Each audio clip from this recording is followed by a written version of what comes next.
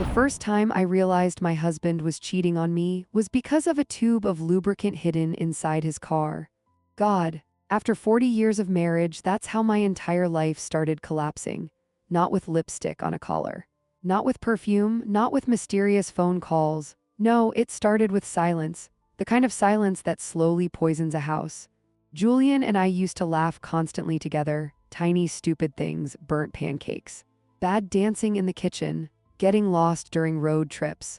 But over the last few years, our home became quiet. Too quiet. And honestly, silence inside a marriage is far more terrifying than screaming. That night, Julian came home after another business dinner. His tie hung loose. His face looked exhausted. And the smell of expensive perfume followed him into the house like a ghost. Not my perfume, something sweeter, younger, God. I remember standing in the kitchen pretending not to notice while he kissed my forehead absent-mindedly. Long meeting, he muttered. Meeting, interesting word. Because lately every lie sounded professional. I forced a smile. You should get some sleep. He nodded gratefully, then collapsed into bed without even showering. That should have been my first warning. Julian never slept without showering. Never, not in 40 years. A few minutes later, his snoring filled the house. And suddenly I felt completely alone beside the man I married. I started cleaning the living room quietly. His jacket, his wallet, his phone, routine things, ordinary wife things. Then his phone screen lit up. One email notification. Interesting, Julian hated technology. The man still asked our son Daniel how to copy and paste emails. But tonight, an email. Curiosity became stronger than guilt. I picked up the phone slowly. And the second I opened the message, my entire body went cold. You were incredible tonight, Dad read. Dad, God. At first my brain genuinely refused to understand what I was reading. Dad. Who calls a married man that after midnight? My hands started trembling immediately. I checked the sender. Random email address. No name, no photo, nothing. But deep inside, something terrible had already awakened. A wife always knows. Maybe not immediately, maybe not consciously. But eventually, your body notices betrayal before your mind accepts it. I put the phone down carefully and kept cleaning. Then while checking Julian's pockets, I found a restaurant receipt. San Antonio, but Julian told me he was meeting clients in Dallas. Interesting, very interesting. I stared at the receipt for several seconds. 2 meals. Expensive wine, dessert. A romantic dinner pretending to be business. God, the worst part about betrayal isn't the cheating itself. It's realizing how many tiny lies were required to build it. I quietly took photos of the receipt with my own phone. Then something inside me whispered, check the car. I don't know why, maybe instinct, maybe fear, maybe 40 years of marriage training a woman to recognize danger silently. The garage smelled like gasoline and cold night air. Julian's SUV was still warm. I opened the passenger side slowly and checked the glove compartment. Loose change, napkins, insurance papers. Then my fingers touched something slippery. I pulled it out. And honestly, I wish I hadn't. A tube of personal lubricant. Used, dried residue around the cap. God, I just stood there frozen in the dark garage staring at it. Because Julian and I hadn't been intimate in years. He always claimed he was tired, too stressed, too old. Meanwhile, apparently someone else was receiving the version of my husband I no longer recognized. I felt physically sick. But then something strange happened. The sadness disappeared, and something colder took its place. Not heartbreak, clarity. I carefully put the tube back exactly where I found it. Then I noticed another scent inside the car, floral perfume. Strong, young, definitely not mine. I searched the backseat slowly, and under the seat I found crumpled napkins covered in lipstick stains. God, my marriage was rotting right in front of me. I took photos of everything. The lubricant, the napkins, the receipt, evidence. Interesting how quickly love turns people into investigators.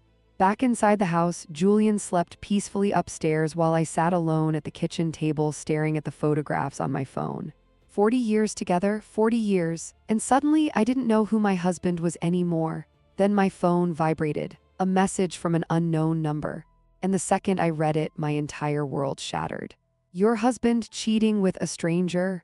Then another message arrived immediately after. It's someone inside your own family. I stared at the unknown message for almost a full minute. It's someone inside your own family. God. My hands started shaking so badly I nearly dropped the phone.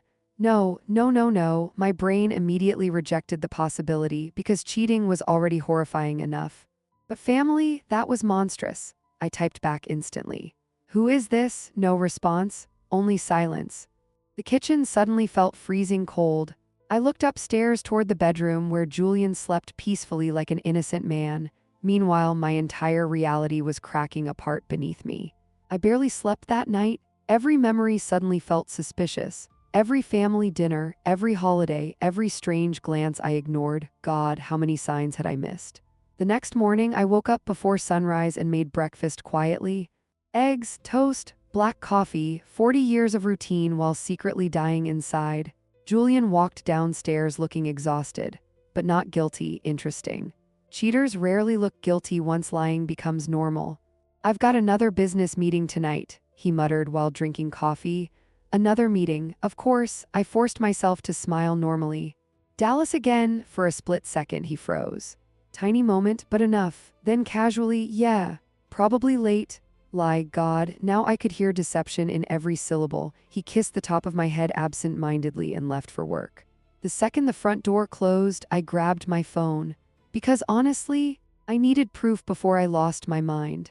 An hour later, I sat inside a tiny downtown cafe waiting for a private investigator recommended by an old friend. His name was Marcus Reed, mid-50s, quiet eyes, calm voice, the kind of man who noticed everything. I handed him my phone carefully, the photos, the receipt, the email. Marcus studied each image silently. Then his expression changed slightly when he reached the lubricant photo. Interesting, like he already understood something I didn't. You think he's cheating? He asked calmly. I swallowed hard. I know he is. Silence. Then quietly I added, but someone texted me saying it's a family member. Marcus finally looked up directly at me and softly asked, does your husband spend unusual time with anyone close to the family? God. That question physically hurt, because suddenly faces started flashing through my mind. Friends, neighbors, relatives, then one face lingered longer than the others. Allison, my daughter-in-law. No, impossible, absolutely impossible. Allison barely even spoke to Julian during family dinners. Sometimes she even acted annoyed by him. Daniel used to joke about it constantly. Mom, I think Allison hates Dad. God, now suddenly that distance felt rehearsed. Like performance, I immediately hated myself for even thinking it. She's like a daughter to me, I whispered weakly. Marcus nodded carefully. I'll follow your husband tonight. The rest of the day passed like a nightmare. I worked inside my bakery mechanically while pretending everything was normal. Customers smiled. Employees laughed. Ovens baked bread. Meanwhile, my marriage was slowly decomposing in the background. That evening, Marcus finally called. His voice sounded serious immediately. Mrs. Carter, I need you to prepare yourself. My heart stopped. God, no, please no. I followed your husband to San Antonio. Silence. Then, he wasn't alone. I physically couldn't breathe. Marcus sent several photographs. The first one showed Julian outside a luxury restaurant, holding hands with a woman. My stomach dropped instantly, because even from a distance, I recognized her immediately. Allison, my daughter-in-law. God, I dropped the phone onto the bakery counter so hard one of my employees looked over worriedly. No, no, no, no, no. I grabbed the phone again, desperately hoping I saw wrong. But there she was, Allison, tight black dress. Bright lipstick, smiling at my husband like a woman in love, not disgusted, not distant. Intimate, comfortable. Their bodies leaned toward each other naturally, like this wasn't new. God, I suddenly remembered every family dinner differently. Every fake smile, every careful interaction, it was all theater. Marcus sent another message. There's more. Then came the next photo. A hotel. Julian opening the car door for Allison while she laughed at something he whispered. And honestly, the worst part wasn't the affair itself. It was the look on Julian's face. Tenderness. Real tenderness. A look I hadn't seen directed at me in years. I locked myself inside the bakery office and started crying silently. Not loud, dramatic crying. The quiet kind. The kind that happens when your soul realizes your life was never what you thought it was. Then Marcus sent one final message. I also recorded part of their conversation. And suddenly, I realized this nightmare was only beginning. I listened to the recording 3 times before my brain fully accepted what I was hearing. God. At first, I genuinely hoped the voices belonged to someone else. But they didn't. Allison's laugh, Julian's voice, the soft intimacy between them, it was unmistakable. I locked the bakery office door and pressed play again. You worry too much, Julian whispered. Then Allison laughed softly. That's because your wife still trusts you. My stomach twisted violently. Your wife, not Juliet, not mom, just your wife. Like I was some obstacle standing between them. Then came the sentence that destroyed me completely. Once the contracts are signed, Allison whispered, that old woman won't own anything anymore. God, I physically stopped breathing. Contracts? What contracts? Julian laughed quietly. Relax. She signs whatever I put in front of her. Silence filled the office, not emotional silence. The kind that comes when betrayal becomes too big for tears. Because suddenly, this wasn't only an affair anymore. They were planning something financial, something dangerous. I replayed the recording again carefully, then I heard papers moving inside the background, and Allison softly asking, "Are the bakery transfer documents ready?" Transfer documents. My blood ran cold instantly. The bakery, my bakery, the business I spent 40 years building from nothing. God. I remembered carrying flour bags while pregnant with Daniel, burning my hands pulling trays from old ovens, sleeping 3 hours a night during holidays. Julian never built that bakery, I did. And now he was secretly planning to steal it with my daughter-in-law. I sat frozen at the desk staring at family photos hanging on the office wall. Daniel smiling beside Allison on their wedding day, Julian standing proudly behind them. Interesting, pictures really are professional liars sometimes. Marcus called again 30 minutes later. Mrs. Carter, there's something else. Honestly, I didn't think my heart could survive more. They're still together? What do you mean? At the hotel. Silence. Then quietly he added, they rented a room. God, I closed my eyes immediately, not because I was shocked anymore, because suddenly I felt embarrassed. 40 years of loyalty, while my husband sneaked into hotels with our son's wife. I pressed my hand against my mouth, trying not to cry loudly enough for employees to hear. Do you want me to continue following them? Marcus asked carefully. Yes. My voice sounded strange now, harder, colder. Interesting how betrayal changes the sound of a woman's voice. That evening, Julian came home around midnight smelling like whiskey and expensive perfume. He looked almost cheerful. God, the audacity nearly impressed me. Business dinner went well? I asked calmly. Yes, very productive. Lie. I smiled softly while serving him reheated soup. Meanwhile, hours earlier, I watched videos of him kissing Allison outside a hotel. How was your day? He asked casually. Interesting. Cheaters love normal conversation after betrayal. Maybe it helps them feel human again. Busy, I answered quietly. Then something horrifying happened. Julian reached across the table and touched my hand gently. Exactly the way he used to when we were young, God. For 1 week pathetic second, I almost wanted to believe him again. That's the cruelest part about long marriages. Love doesn't disappear immediately after betrayal. It fights to survive, even when it shouldn't. That night after Julian fell asleep, I opened the hidden folder Marcus created for me. More photos had arrived. Hotel balcony, dinner table, parking garage, and then one video, short, only 15 seconds. But it destroyed whatever remained of my marriage forever. Allison stood beside Julian outside the hotel elevator laughing. Then suddenly she kissed him, not quick, not nervous, comfortable, experienced. Like this affair had been happening for a long time. Julian wrapped his hand around her waist naturally. God, the same hand that wore our wedding ring. I replayed the video slowly. Again, self-destruction disguised as evidence. Then I noticed something else. Papers inside Julian's hand, documents, and across the top I could barely make out one word, transfer. My breathing stopped instantly, because suddenly I realized something terrifying. The affair wasn't the real goal, they wanted my business. And somehow my own husband planned to help destroy me. The next morning, I made breakfast like nothing was wrong. God. 40 years of marriage teaches a woman how to perform through pain. Coffee, eggs, toast. Meanwhile, inside my purse sat enough evidence to destroy my entire family. Julian walked downstairs adjusting his tie while checking emails on his phone. Interesting, now suddenly he loved technology, Funny how people become very organized when hiding secrets. You seem quiet, he said casually. I forced a tired smile. Just stressed about the bakery. Lie, but honestly. Lying to a liar felt strangely satisfying. Julian nodded sympathetically, then said something that made my blood freeze. Actually, speaking of the bakery, there it was. The setup. I found a consultant who can help organize the business legally, he continued carefully. Especially ownership transfers. Ownership transfers. God, I stirred my coffee slowly, pretending not to notice my hands shaking. Transfers, yes, you've worked too hard for too many years.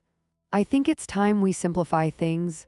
Interesting, simplify, such a gentle word for theft. I looked directly at my husband, and honestly, for the first time in 40 years, I saw a stranger sitting across from me. How thoughtful, I whispered. Julian smiled warmly, the same smile that once made me feel safe. Now it looked rehearsed. I'll bring the paperwork home tomorrow. Tomorrow, God, they were moving fast, too fast. After he left, I immediately called Marcus. I need to know everything about those documents. His voice stayed calm. I already started digging. Then quietly he added, Mrs. Carter, there's something disturbing you should prepare for. Honestly, I didn't think things could get worse anymore, but they always do. The documents mention medical competency evaluations. Silence, complete silence. Then my stomach dropped. No, yes. God, they were planning to declare me mentally unstable. Suddenly, everything made sense. Julian constantly calling me forgetful lately, telling people I seemed confused, asking if I should retire. It wasn't concern, it was preparation. My husband and daughter-in-law weren't just cheating. They were building a legal case to steal my business. I physically sat down because my legs stopped feeling stable. They're trying to remove you from financial control, Marcus continued carefully. And Allison appears heavily involved. Allison, the woman I welcomed into my family like a daughter. I taught her recipes, held her during pregnancy scares, helped pay her student loans. God. And all along, she was sleeping with my husband while planning my destruction. That evening, Daniel came by the bakery unexpectedly. My son looked exhausted, dark circles beneath his eyes, stress in every movement. Interesting. Maybe betrayal poisons more than one relationship at a time. Mom, have you seen Allison today? He asked quietly. My heart nearly broke instantly, because honestly, Daniel still had no idea his entire marriage was collapsing behind his back. She said she was shopping, I lied softly. Lie, God. Now I was lying to protect my son from pain I wasn't ready to deliver yet.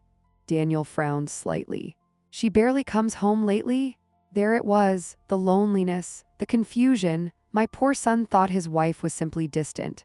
Meanwhile, she was sleeping in hotel rooms with his father. I wanted to tell him immediately. I truly did. But how do you destroy your child's world in one conversation? You two okay? I asked carefully. Daniel forced a weak smile. Probably. She's just stressed. Stress, interesting excuse. Adults always rename betrayal into something softer. Daniel hugged me before leaving. And the second he walked out, I burst into tears inside the bakery kitchen. Because suddenly, this wasn't only my heartbreak anymore. It was his too. That night, Marcus sent another recording, this time from inside Julian's car. I put on headphones slowly. Then Allison's voice filled my ears immediately. When are you finally leaving her? God, Julian sighed heavily. Soon, she's starting to suspect things. Silence. Then Allison laughed softly. She's too naive to figure it out. Naive, interesting word for a woman funding your lifestyle. Then came the sentence that changed everything.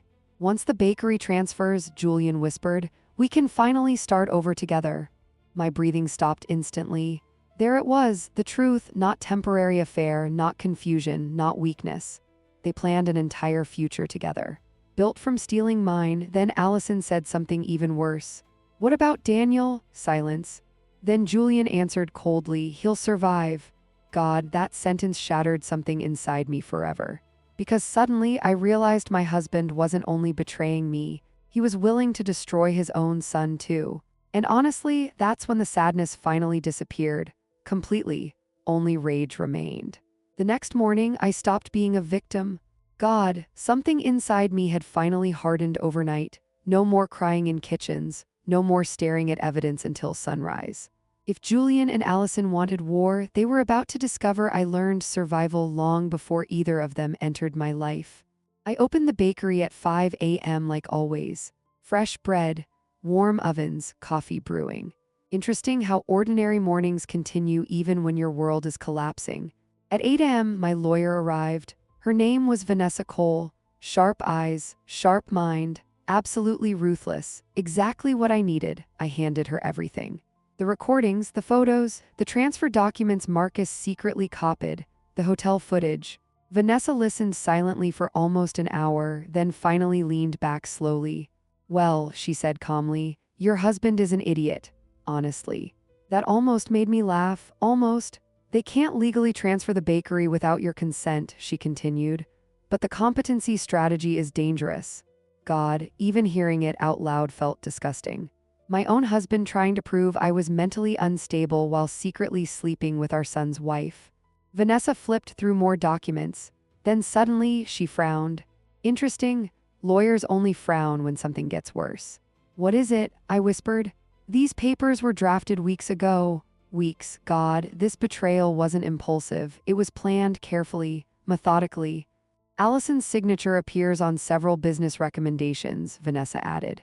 I closed my eyes painfully, because suddenly I realized Allison had probably sat beside Julian discussing my future while pretending to hug me during family dinners. Monsters don't always scream. Sometimes they smile politely across the table. Vanessa leaned forward. "You need to protect your assets immediately." Within hours, we froze ownership changes, updated power of attorney documents, locked every bakery account, and quietly began building a legal case. Interesting how fast survival instincts wake up once trust dies. That evening, Julian came home unusually cheerful. God, the confidence on his face made me sick now. "You seem happier," I observed calmly while cooking dinner. "Good meeting today?" Lie, or maybe not. Maybe he really had spent the afternoon planning our destruction. Then casually, he placed a folder onto the kitchen table. "There's the paperwork I mentioned." The transfer documents. Finally, I wiped my hands slowly and sat across from him. Julian smiled gently. The performance was honestly impressive. "If anything ever happened to you," he explained softly, "I just want the bakery protected." Protected. Interesting, because thieves always rename stealing into protection. I opened the folder carefully. Medical evaluations, transfer authorizations, shared ownership amendments. God, they really thought I was stupid. Then I reached the final page, and there it was. Majority operational control transferred to Julian Carter, followed by Executive Advisory Consultant, Allison Reed. My daughter-in-law's name sitting beside my husband's on legal documents controlling MY Bakery. The audacity nearly took my breath away. "You trust Allison a lot," I said quietly. For one split second, Julian froze. Tiny moment, but enough. "She understands business." Business? Interesting excuse for sleeping together. I looked up slowly.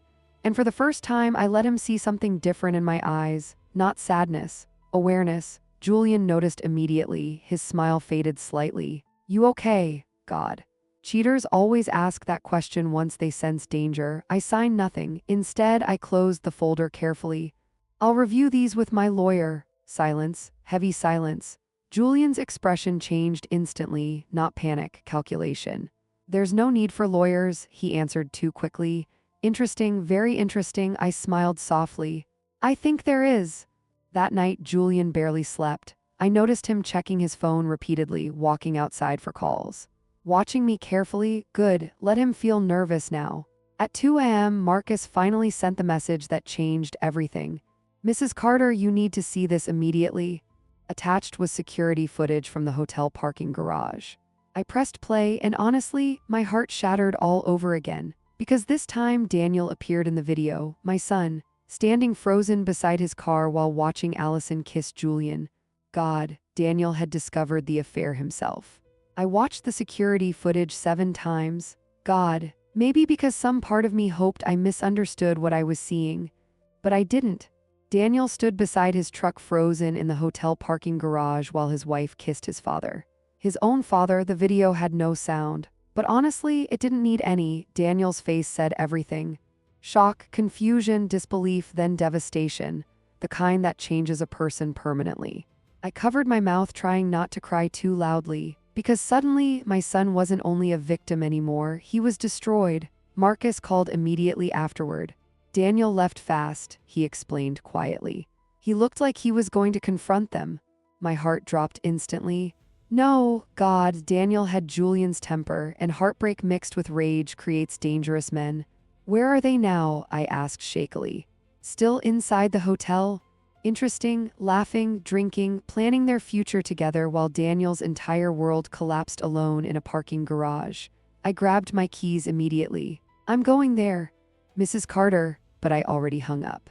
The drive to San Antonio felt unreal. Rain hammered the windshield, streetlights blurred into gold streaks.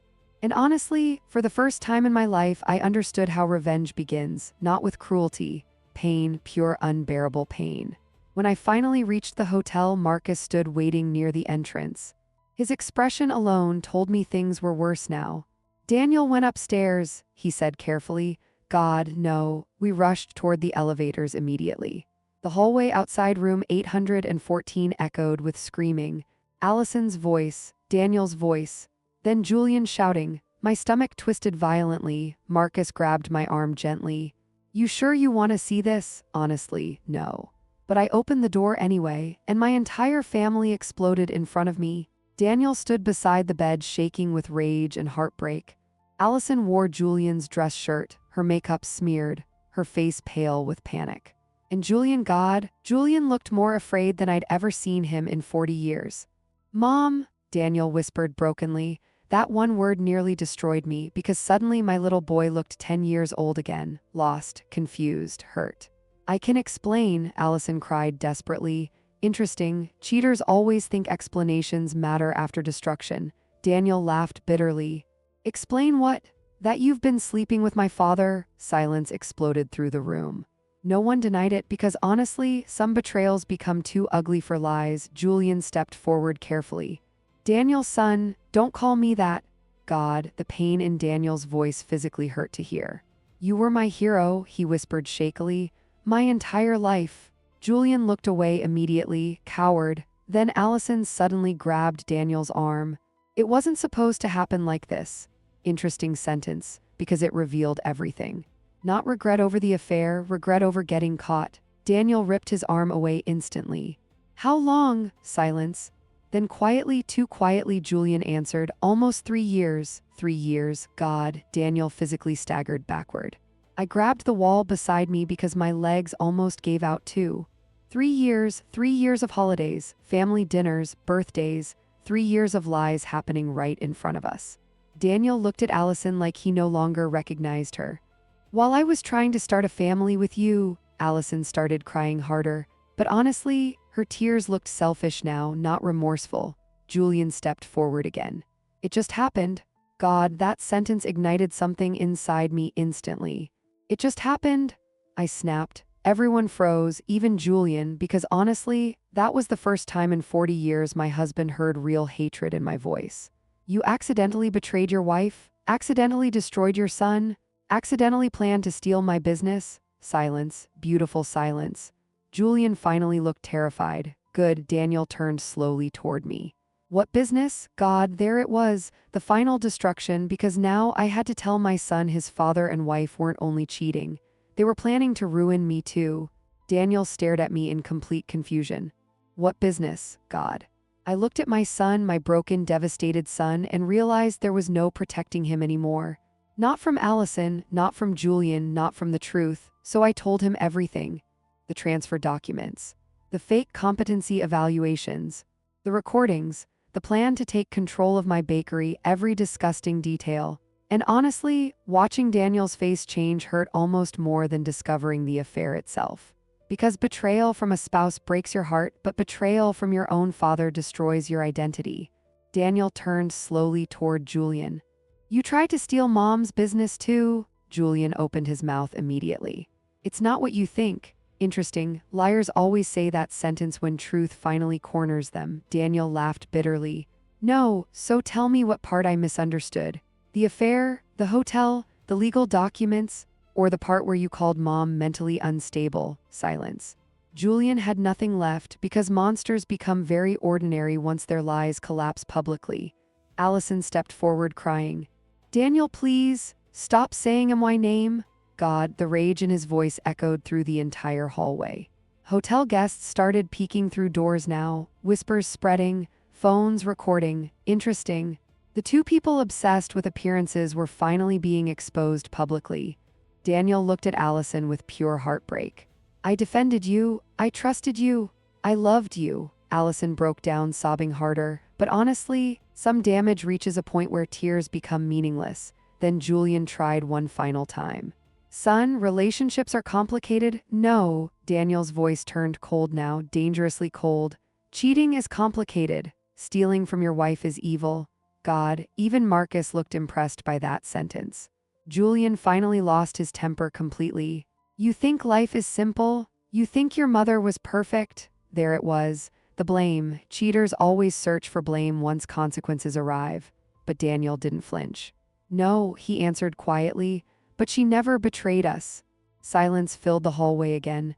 And honestly, that was the exact moment Julian lost his entire family forever. The next few months destroyed everything publicly: divorce papers, fraud investigations, financial hearings, hotel footage leaking online. Interesting how quickly secret relationships become public humiliation.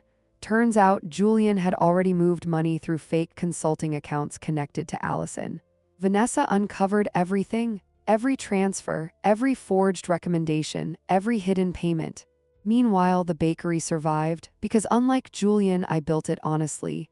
Daniel moved into the apartment above the bakery temporarily. Quiet, broken, changed forever. Some nights I'd hear him walking around unable to sleep. God, no mother should ever watch her child grieve betrayal from two people at once. As for Allison, her entire world collapsed fastest of all. Her family cut contact, friends disappeared, and once Julian's money froze during investigations, so did her loyalty to him. Interesting. Affairs built on selfishness rarely survive consequences. 6 months later, Julian showed up at the bakery unexpectedly. Older, tired, smaller somehow. Funny how guilt physically ages people. "I just want to talk," he whispered. God. 40 years together, and suddenly he looked like a stranger asking for directions. We sat alone inside the empty bakery after closing. The same bakery he tried to steal from me. Julian stared at the floor quietly. Then softly asked, "Do you hate me?" Interesting question, because honestly, I spent months thinking I did, but eventually hate becomes exhausting too. "No," I answered calmly. "I mourn you." Tears filled his eyes immediately. Because deep down, he finally understood something devastating. The greatest punishment wasn't losing money, or reputation, or Allison. It was becoming a man his own son couldn't respect anymore. Julian started crying silently. Real crying this time, not manipulation, not performance, too late grief. "I destroyed everything," he whispered. Yes, he did, but honestly, the most tragic part wasn't the affair, it was this. A man who spent 40 years building a beautiful family destroyed it chasing excitement that didn't even last 3 years. 1 year later, the bakery expanded into a second location. Daniel slowly healed. Therapy helped. Time helped, and me, I finally learned something powerful after all this pain. People think betrayal destroys you immediately, but sometimes betrayal reveals how strong you were all along. Before you go, comment below. What's worse, betrayal by your spouse or betrayal by your own family?